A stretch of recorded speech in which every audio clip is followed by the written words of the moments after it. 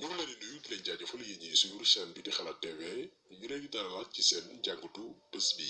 tey nag ñu wax ci benn mbir boo xamante ni ñoo leen ko diggoon te ñu nekkoon ci liggéey depuis des jours muy pexe yi France def ba taal dëkk yu bare bari biir Afrique saa ñu demee ba seetlu ni seeni intérêt ñu koy menacé parce que yàgg nañ ko wax France bu demee ba nekk un pays puissant dëkk bu am doole c'est grâce à ñun Afrique francophone dëkk yi ñu colonisé woon par la suite ñu jox ñu notre soi-disant indépendance ba noppi signé ak ñun ay accord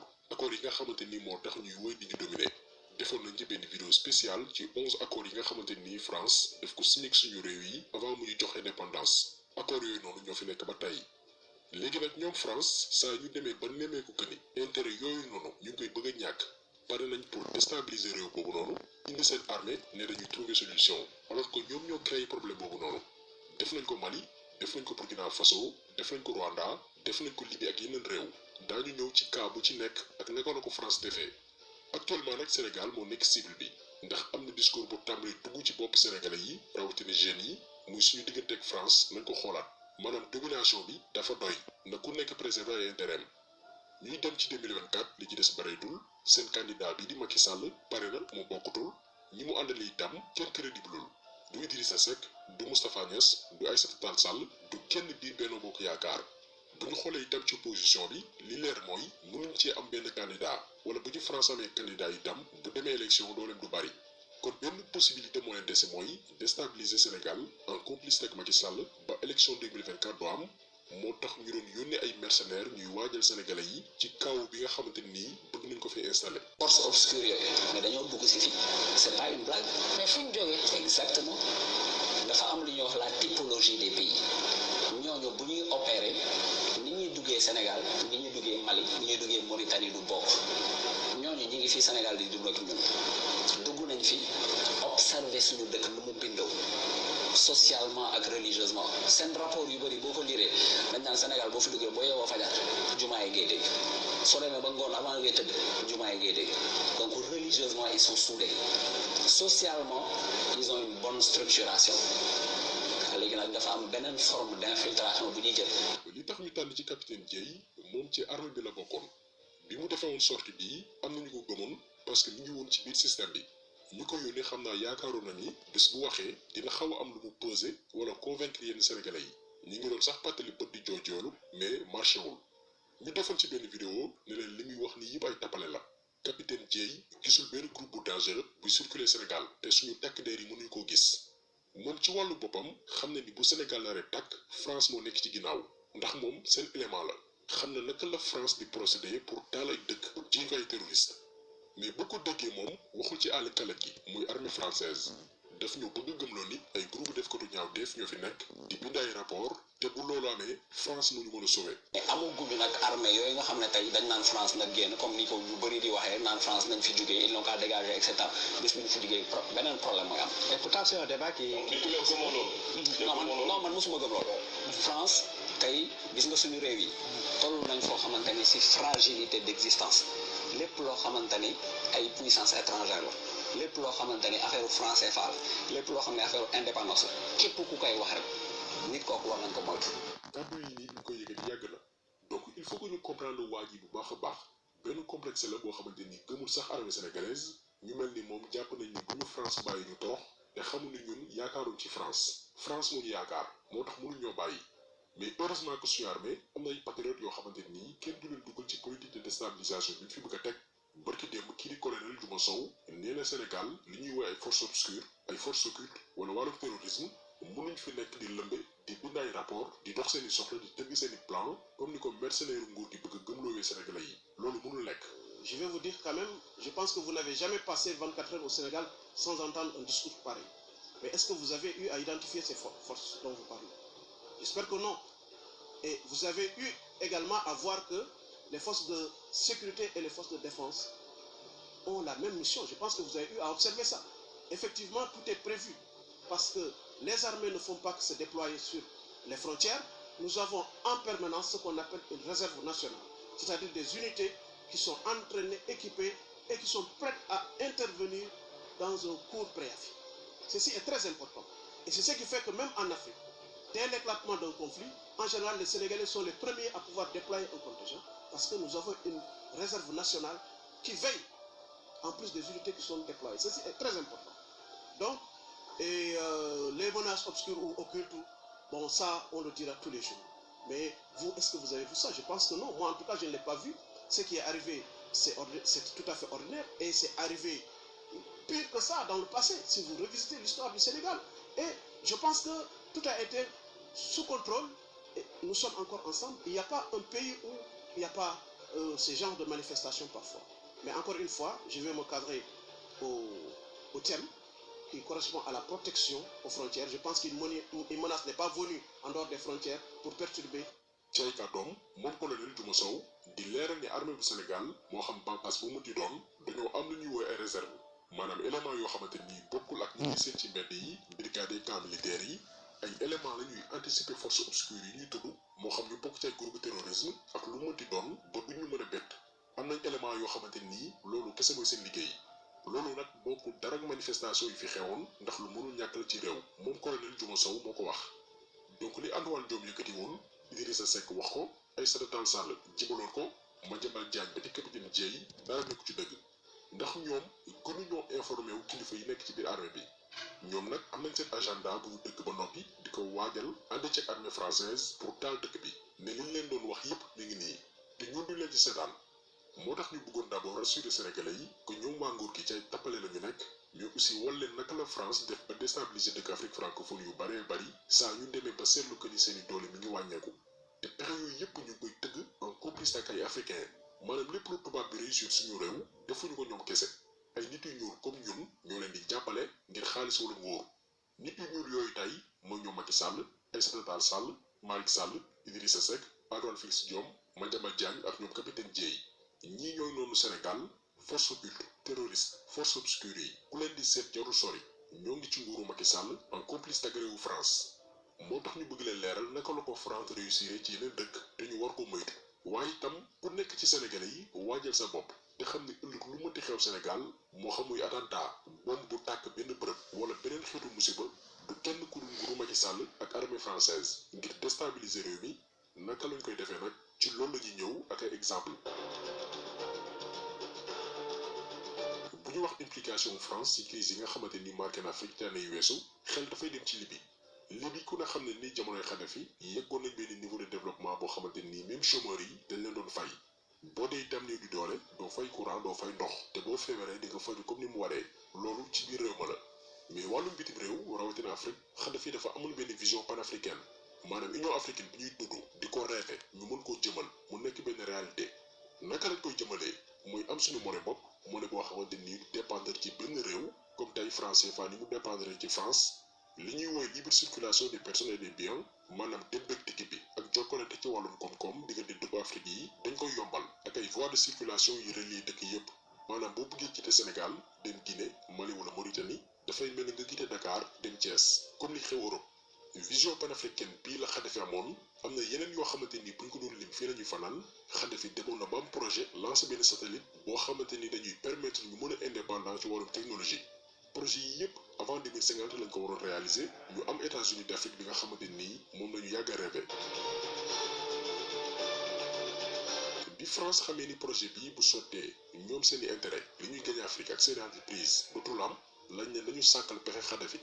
naka lañ koy éliminer mooy nañu jàppale benn groupe rebelle bi nekk ci biir réew ma nekk Libye te nga xam ni benn minorité lañ ñu ndaw a ndaw lañ ci la France daal di def biir Libye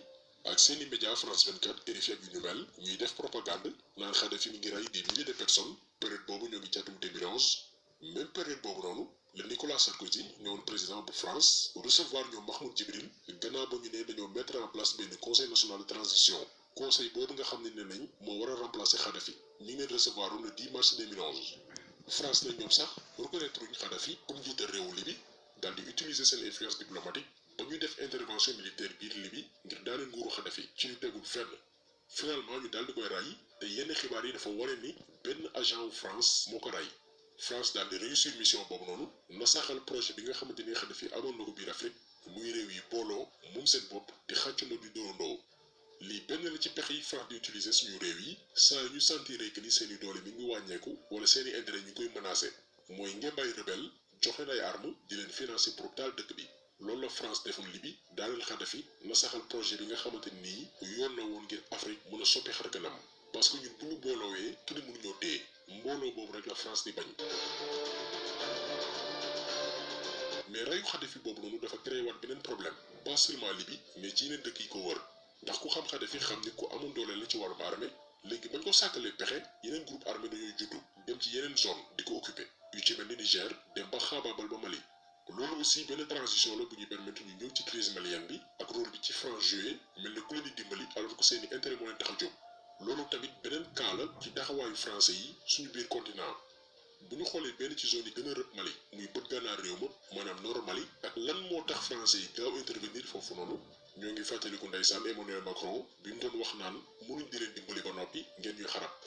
Souhaitent-ils notre présence? Ont-ils besoin de nous? Je veux des réponses claires et assumées sur ces questions. Je ne peux ni ne veux avoir des soldats français sur quelque sol du Sahel que ce soit, alors même que l'ambiguïté persiste à l'égard de mouvements anti-français, parfois portés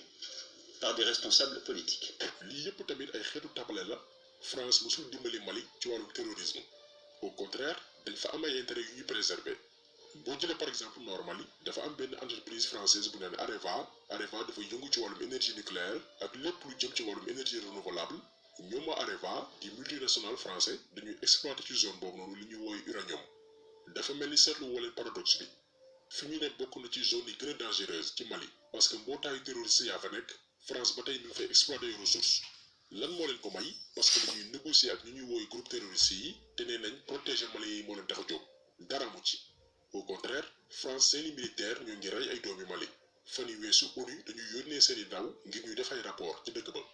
rapport yi xabaar ni France lu yàggul rey nañ fa fukki doomi aadama ak juróom-ñeent ay civil yoo xamante nii dañ doon participer ci benn mariage ay innocent armée française rey leen te jurul benn coow kenn defu ko scandale alors que dafa warul wër àdduna ñu xam France naka la fa nekkee.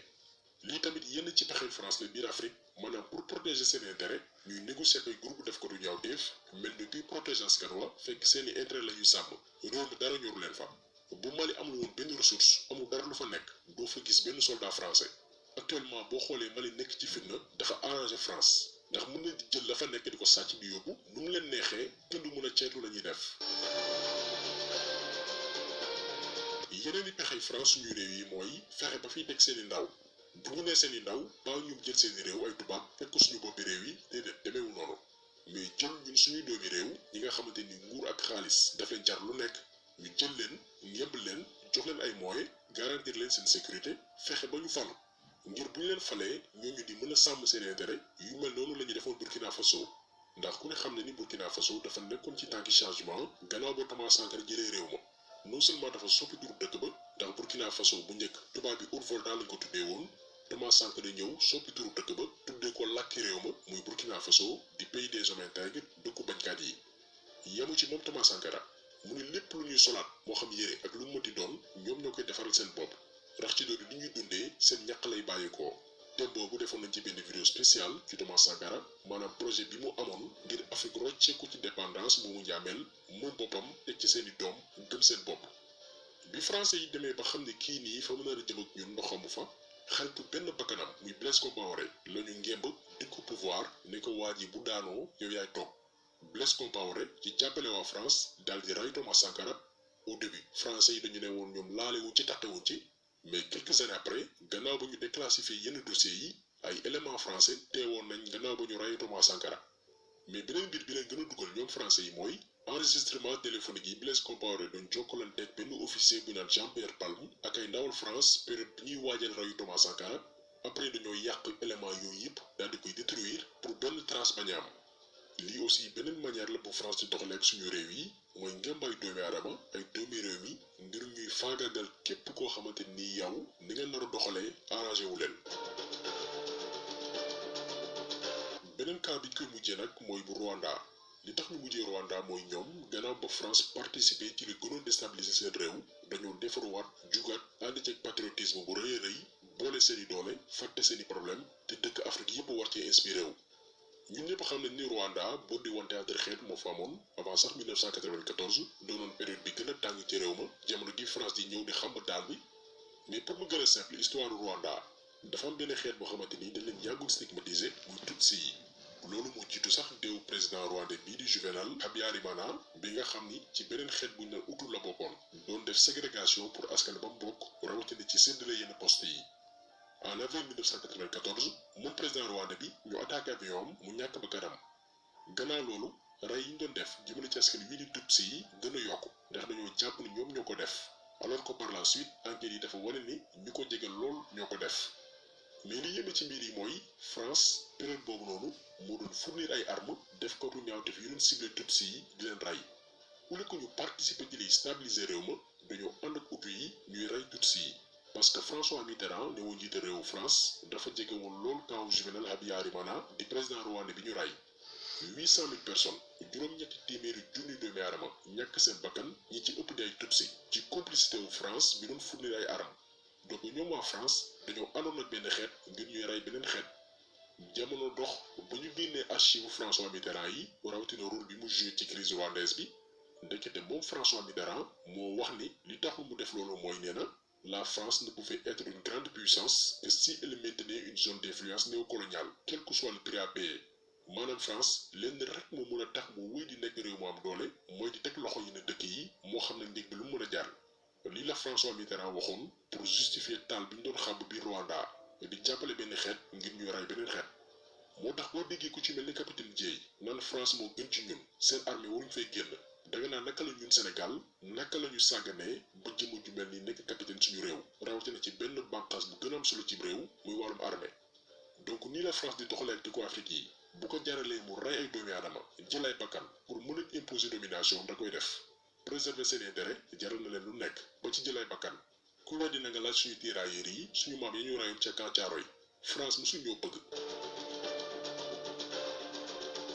léegi nag ñun Sénégal depuis loolu yàlla mi ñuy suturaal donte jàmm seytaane yaa ngi xeex ba tey ngir taal réew mi li ñu dimbali mooy askan wi leen faalewul te loolu dañ ciy félicité sénégalais yi ndax li ci neex mooy ñi Macky Sall di yónni ku nekk ci ñoom boo waxee balaa ngay yeggali ñu ne la yow noppil yow doo wax ko du dëgg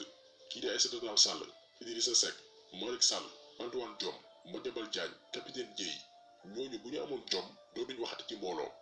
donc lu ñu dimbali ñun actuellement mooy xam nañ danger bi fan la nekk danger bi mooy yore nguur gi loolu lu mën di xew duñu bett ndax xam nañ fu mu bàyyi ko nguuru Macky Sall ak armée française bi nga xamante nii léegi leer na ñun ñëpp comprendre nañ naka la ñu def ba taal dëkk yu bare bari biir Afrique ngir préserver seen intérêt li bett yeneen réew yi ñun Sénégal duñu bett. kon encore une fois nañu boole suñuy doole moo xam xeet boo mënti bokk moo xam diine boo mënti tënku tey lañu war a gën a booloo juboo suñu biir te xam ni benn ennemi en commun la ñu am muy nguuru Macky Sall nañu continuer di sensibiliser instant bi waxtu sensibilisation la ngir neenal pexe taalibi seytaane yi nga xamante nii xeex lañ ci jaamu yàlla la bokk kon yàlla sàmm Sénégal sàmm ñu mosuñu ci jëmm yi nga xamante nii baaxuñ ci kër baaxuñ ci àll waxuma ak réew kon taxaw